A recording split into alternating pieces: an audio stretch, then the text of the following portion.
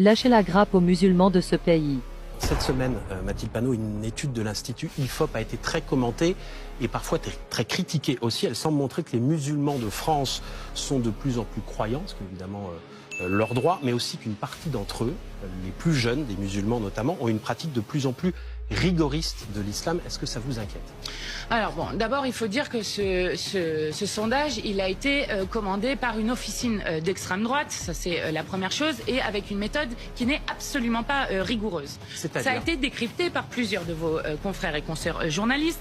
Par exemple, un des chiffres qui est beaucoup sorti, qui montre que 46% des musulmans de ce pays seraient pour appliquer la charia en France. Alors que le terme charia n'est pas dans la question qui a été posée. Exactement. Donc le terme charia, pour que tout le monde comprenne, le terme charia n'a jamais été utilisé lorsqu'on posait la question aux gens. Mais pire que ça, si vous décryptez derrière, il n'y a que 15% des personnes interrogées qui disent qu'ils sont pour l'application de la loi musulmane en intégralité, et il y a ensuite 31% qui disent que la loi musulmane doit être adaptée aux règles du pays où l'on vit, donc qui n'a rien à voir donc avec vous ça. Considérez que donc on a agrégé des résultats qui n'ont rien à voir. Vous considérez que ce sondage est un mensonge? Ce sondage on a agglutiné des choses qui n'ont rien à voir les unes avec les autres. C'est-à-dire que par exemple, je vous cite une autre question.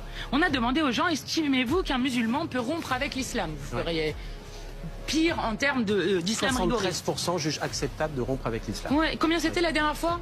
J'ai pas le chiffre en tête. 43%. Donc ça montre qu'il y a de plus en plus de musulmans et de musulmanes de ce pays qui se disent qu'on peut rompre avec l'islam. Quand vous regardez par exemple sur la question qui est faite sur de savoir est-ce que les musulmans et musulmanes sont plus religieux dans ce pays, eh bien il se trouve que les catholiques aussi, que les personnes juives aussi.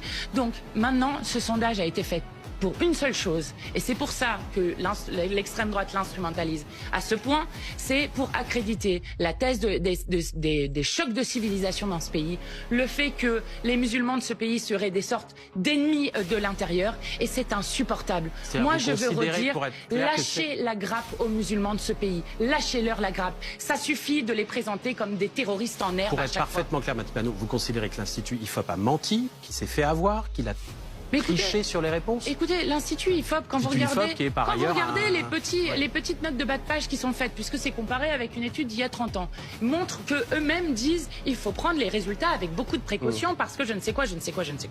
Donc ce travail est un travail qui a été fait sur une commande par l'extrême droite pour démontrer que les musulmans de ce pays seraient un éventuel danger. Et je dis alerte. Quand vous avez des chaînes comme CNews, qui donc propagent une idéologie d'extrême droite absolument partout, qui ont sur leur bandeau le mot islam tous les jours sur 365 jours, sauf 31 jours dans l'année.